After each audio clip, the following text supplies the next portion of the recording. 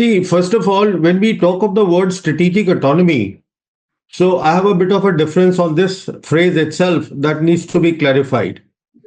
Now, in my opinion, there are only three great powers in the world, and those three powers are America, China, and Russia.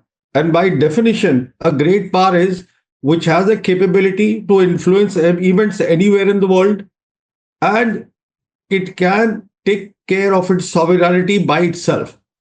So, why I'm saying this is because, in my opinion, only these three great powers today have strategic autonomy. When you talk of strategic autonomy, what to me it means is that the capability to take your decisions by yourself, not be intimidated, not be coerced, not to be pressurized by any other country to change your policies or to change your action. So only the great powers can do that. India is not one of them. So it will be incorrect to say that India has strategic autonomy. I mean, it's okay to talk as part of a rhetoric, but this is not the truth. See, what has happened is that the Modi government in India since 2020 has invested a lot in America. And the reason for that is simple that in 2020, the Galwan killings happened between India and China on the border. So, consequent to that, India has signed practically all the military foundational agreements. We have signed that, we have done much more than that. If you see the list of agreements that have been signed, in my opinion, India has become a de facto ally. This is one part, de facto, not de jure.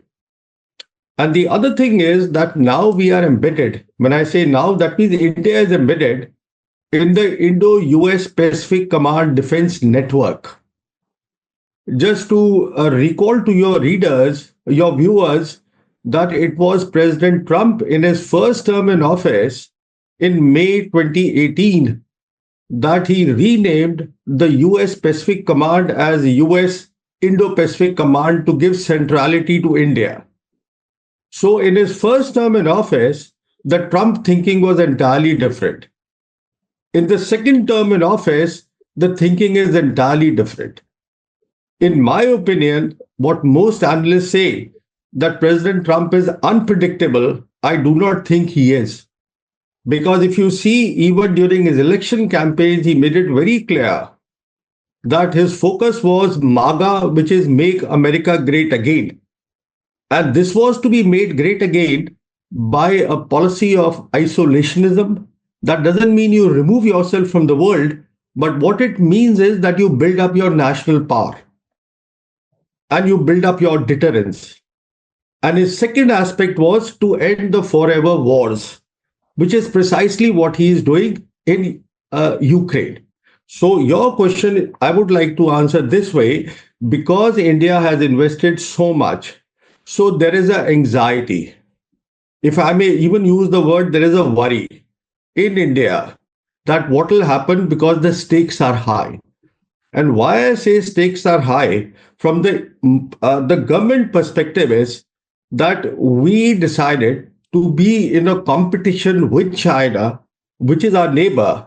When I say competition, basically India's External Affairs Minister Jai Shankar repeatedly has been saying that both India and China, they are rising, which is true.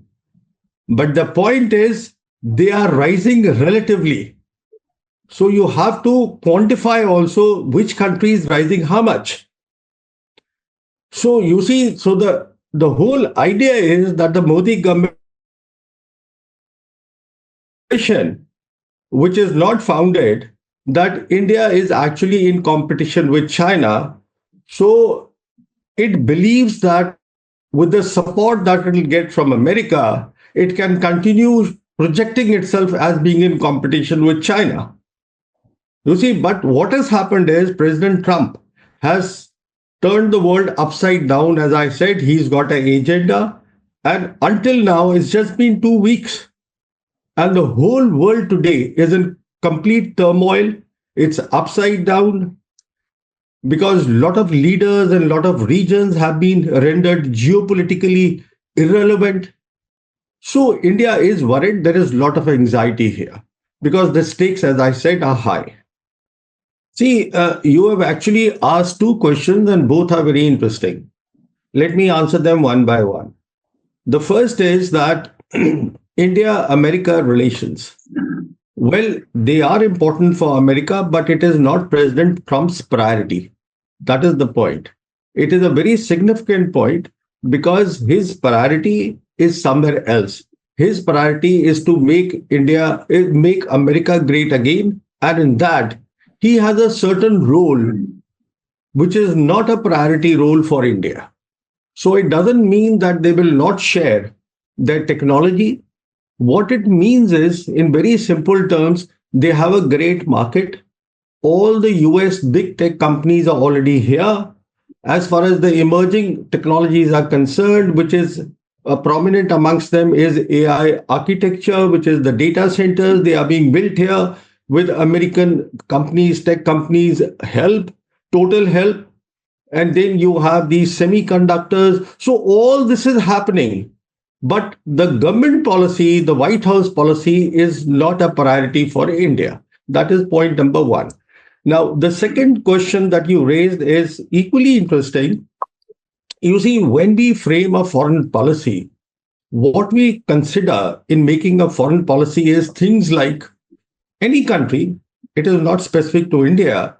You look at the country's geography, where is it located? You look at the country's history, and you look at a country's national power. And national power at a time like this, when you are looking at a foreign policy in terms of global shifts, it is primarily three things. You're looking at technology, you're looking at military power, and you're looking at economic power. Now, this is a traditional way of making foreign policy.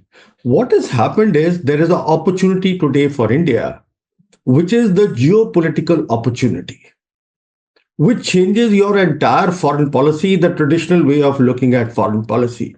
And what this means is basically that today, if you see Asia Pacific, what the Chinese and the Russians call Asia Pacific, and the Americans and the West and India, they call Indo Pacific. This has become the arena or the theater for great power contestation. Let me explain this also what it means. What it means is that it is in this theater, all the three great powers that I spoke about, they have their vision and their mission to be accomplished. Let's simplify this, move away from rhetoric to see in reality what could be one of the missions. So one of the missions would be that if you see from Western Pacific and right till going to the Strait of Hormuz, you cross the entire Indian Ocean region. This is where annually 4 trillion commercial trade passes, of which China's trade alone is more than $1 trillion every year. So this is where the contestation is. I'm just giving you one example. For example, that whoever has a control or has a good security framework in place for the commercial or the sea lanes of communications is secure. So the aim of in my opinion, the Chinese and the Russians, they are looking at how to make that trade secure. And in my opinion, because the Americans believe in a balance of power politics, in a zero-sum game, so they want India, especially in the Indian Ocean region, to be their military bulwark against the commercial trade which passes through that. So my point is going back to where we started, foreign policy. So there is an opportunity for India.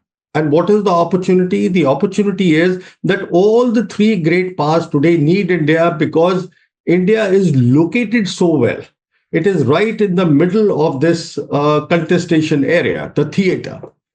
Now, if Trump has withdrawn, when I say withdrawn, that means it is not a priority.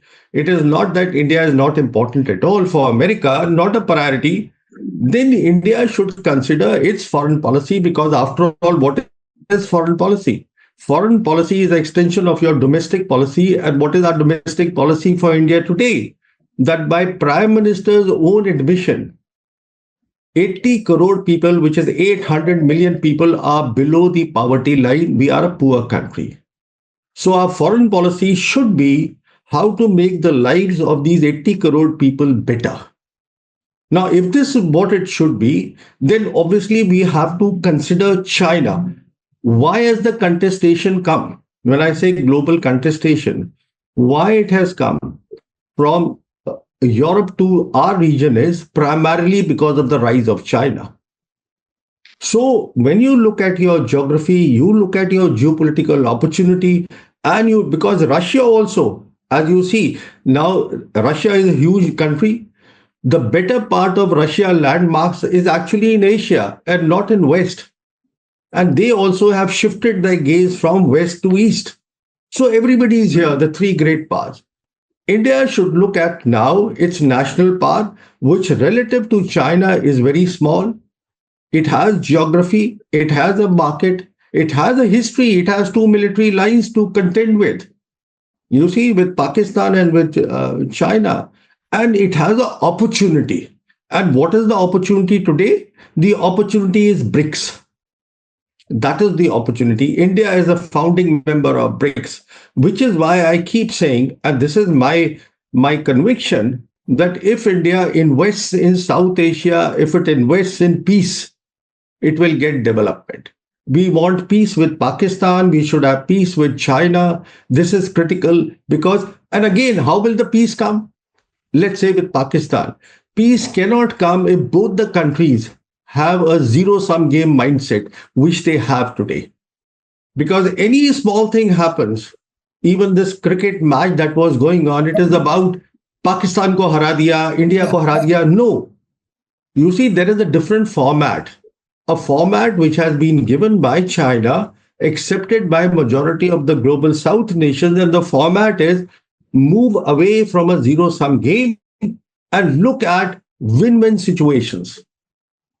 So we have to look at win-win situation. If India and Pakistan can look at win-win situation, we will know where to place Kashmir. We will know what is our priority. We will know what we get from one another. So this is my suggestion for India, that now that an opportunity has come, and because the Trump administration is right here and they have their own thinking. So while you go along with America, but make sure that you focus more on the country which is a global South country that you are.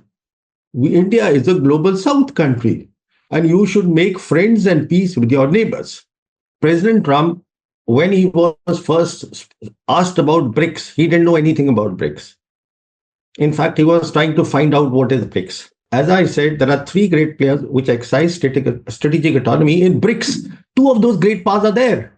So to say that Trump can influence BRICS is not a sensible thing. It doesn't make sense to me at all. Because those two great powers have strategic autonomy. And this is why the global South is gravitating towards that. So that is one. Second is the threats of Trump that I will impose 100% tariff on people who do de-dollarization. Now, if you see the trade between China and America, it is a huge trade. And despite everything that he is saying, I'm sure you know that right now there are people on the economic side of both China and America which are talking with one another. Because the trade is huge. You cannot ignore China. I mean, a country which is there, when you see there are total today in the world 193 nations, 140 of those are the primary trading partner with China. And 135 nations are on board the Belt and Road Initiative.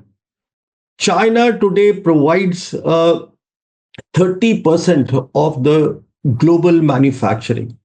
China is there on all the important supply chains of the world. And if I may add, Chinese Foreign Minister Wang Yi recently at the Munich Security Conference, he said that while the GDP growth of China is 5%, it is still contributing 30% to the global economy. So the point I'm making is very simple. that countries like India and US, it will be their loss. It will be their loss. The threats means nothing. You have to go by the reality. You have to go by the facts. I see no way that the BRICS momentum will stop with or without India. Now, if India is there in BRICS, which it is as a founding member of BRICS, then it helps.